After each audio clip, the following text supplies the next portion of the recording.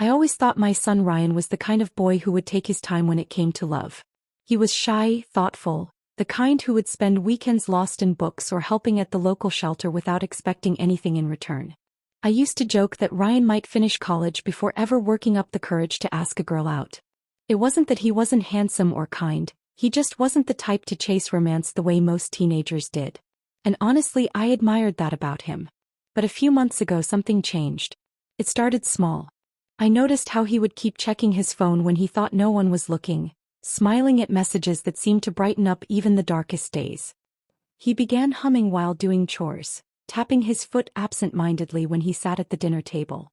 His mother and I exchanged a few knowing looks. I remember chuckling and whispering to her one evening, "Maybe he's got a secret admirer." She just smiled and said, "Or maybe he's the admirer." I didn't want to pry. I believed Ryan deserved his space to figure things out at his own pace. But curiosity, as it often does, got the better of me. I started noticing other small changes. He started dressing a little sharper. Not too obvious, but the effort was there. He even offered to help his mother in the kitchen more often, asking questions about recipes, pretending to be interested in cooking techniques when we both knew he could barely boil an egg. One night as we were finishing dinner, Ryan cleared his throat awkwardly. His fingers fidgeted with the edge of his plate and he wouldn't meet my eyes. That was when he said it. "Dad, Mom, would it be okay if I brought someone over for dinner tomorrow night?" His voice cracked slightly at the end of the sentence, making my wife's eyes light up with amusement and mine widen with surprise. I smiled and said, "Of course, son. We'd love to meet her." I caught the flicker of relief that crossed his face, and I knew then that this wasn't some casual thing. Whoever she was, she meant something to him. He mumbled a thank you and quickly retreated to his room, leaving me and my wife to sit there, silently absorbing the news. I didn't sleep much that night. My mind wandered to all sorts of places. Was she someone from his school? Someone he met volunteering? Was she kind? Did she share his quiet nature, or was she the type who could pull him out of his shell? 100 questions ran through my mind, but none of them came with answers. Only time would tell. The next evening felt like waiting for a guest of honor. My wife cooked enough food to feed a small army, fussing over every detail while I tried to stay calm. Ryan paced around like he was preparing for the most important interview of his life. When the doorbell finally rang, he rushed to open it. I stood up from my chair, straightening my shirt without even thinking about it. And that's when I saw her for the first time. Anna. Anna had a calmness about her that immediately filled the room. She wasn't flashy or overly confident. She carried herself with quiet grace, smiling warmly as she introduced herself. My wife and I exchanged a quick glance. There was something about her presence that made you want to trust her. She handed my wife a small bouquet of flowers she'd picked up on the way over, apologizing shyly for such a small gesture. In that moment, I understood exactly why Ryan looked at her the way he did. As we all sat down to eat, it became clear that Anna wasn't just polite. She was genuinely interested in the people around her. She asked thoughtful questions, listened carefully to every answer, and laughed with an easy sincerity that seemed to loosen even Ryan's nerves. She spoke about her family, about growing up in a nearby town, about how she loved helping in the community. There wasn't a trace of arrogance in her voice, even when she mentioned her academic achievements, which frankly were impressive. While the conversation flowed naturally, I noticed the little things between her and Ryan. The way she would glance at him for encouragement before answering a question, the way his face would light up when she laughed. They weren't clinging to each other or trying to prove anything. Their connection was so effortless it almost didn't seem real. In a world full of loud, flashy romances, what they had felt rare, like something solid quietly taking root. I asked how they had met, and Ryan, with a proud smile, explained they volunteered together at the town library, which was being renovated. Anna had been leading one of the project teams. It wasn't hard to imagine Ryan being drawn to her. Where he was shy, she was warm. Where he hesitated, she encouraged. But it wasn't a one-sided thing. Anna talked about how Ryan had helped her through some tough days when the renovation hit setbacks, how his patience and quiet optimism kept her going. It struck me then that this wasn't some one-sided admiration. It was a real partnership built on respect. Throughout dinner, my wife kept beaming at Anna like she'd already adopted her into the family. I could see how much she appreciated Anna's thoughtfulness, the way she complimented the meal without sounding rehearsed, How she offered to help clean up even though she was a guest. It wasn't showy, just natural.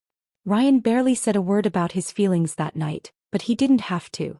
It was written in the way he looked at Anna, how he listened to her every word as if it mattered more than anything else in the world. After they left for a walk around the block, my wife turned to me and said quietly, "She's special, isn't she?" I nodded, feeling the weight of it. Somewhere deep down I realized this wasn't just a passing thing.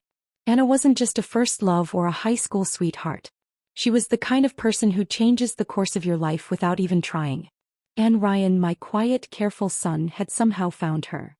Later that night, after Anna had gone home, my wife and I sat together quietly. She spoke first, saying how wonderful Anna was, how she seemed like a good influence. But then she hesitated, fidgeting with the edge of her sweater. She admitted she was worried, not because Anna wasn't good enough, but because young love can sometimes make you rush into things you're not ready for. I understood what she meant. It wasn't about distrust. It was about the speed at which emotions, once ignited, could change a young person's life path. I spent the next few days watching Ryan with a sharper eye. He seemed happy, lighter, but also more serious. His focus on his studies didn't slip, but there was a new intensity to him, like he was carrying a responsibility larger than himself. I wanted to trust that he knew what he was doing, but as a father, it's impossible not to worry at least a little. One evening, Ryan asked if we could talk privately. He looked nervous again, the same way he had when he first mentioned bringing Anna home. We sat down, and after a long pause he told me that Anna had received an offer from a prestigious university in another city. It was the kind of opportunity that could change her future. He was proud of her, I could see it in his eyes, but underneath that pride was a deep sadness he wasn't ready to admit out loud. He told me they had talked about it and that Anna was hesitating. She didn't want to leave him behind. Hearing that almost broke my heart. I could see the struggle tearing at him. Part of him wanted her to stay, selfishly, because the thought of losing her presence in his life was unbearable. But another part, the better part, wanted her to chase her dreams without any regrets. I listened quietly until he was done speaking, and then I told him something I had learned only after many years. Real love isn't about holding someone back to keep them close. It's about helping them grow, even if it means letting them go for a while. I told him that if what they had was strong enough, distance wouldn't weaken it. It would only prove it. Ryan sat there for a long time, taking it all in. Then he nodded slowly. He wasn't happy about it, but he understood. And that understanding, that quiet acceptance, was when I realized my boy was no longer a boy. He was becoming a man. The next day, Ryan encouraged Anna to take the scholarship. He told her he would be right there with her, even if from afar. She cried when he said it, not out of sadness, but out of love so deep that words didn't do it justice. Watching them, I felt an overwhelming sense of pride. It's easy to love when everything is perfect. It's much harder to love when it asks you to sacrifice, to trust, to believe. Ryan had made his choice, and in doing so he proved that what he and Anna shared wasn't ordinary.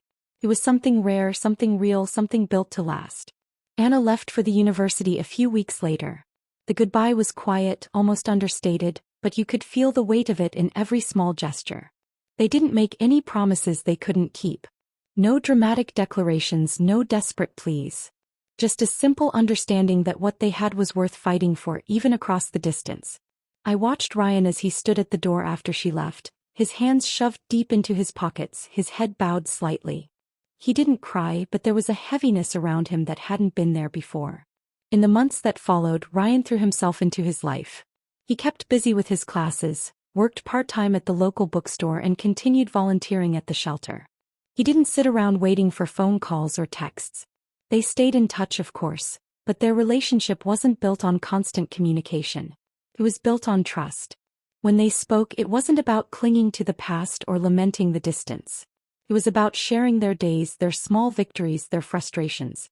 It was about staying connected to who they were becoming, not just who they had been. There were hard days, of course. Days when Ryan missed her so much it was almost a physical ache. But he never once spoke of giving up. I could see that his love for Anna wasn't something that demanded attention or validation. It was something steady, something that grew stronger even in silence. It taught me something about love I hadn't fully understood until then, that sometimes the most powerful relationships aren't the loudest or the most visible. They're the ones that endure quietly, patiently, with deep, unwavering faith. 2 years passed. Ryan finished his degree, stronger and more sure of himself than I'd ever seen him. He matured in ways that made me proud every single day. And then one afternoon he came home with a smile I hadn't seen in a long time.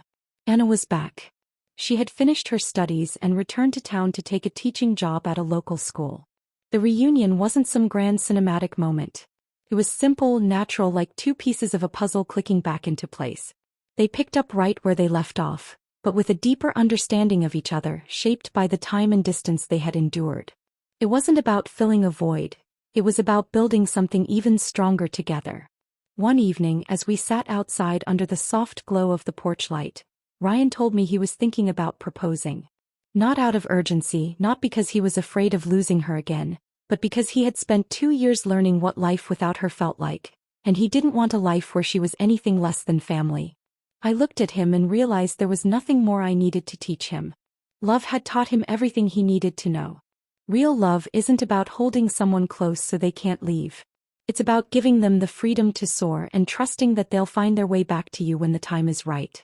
Ryan and Anna had done exactly that.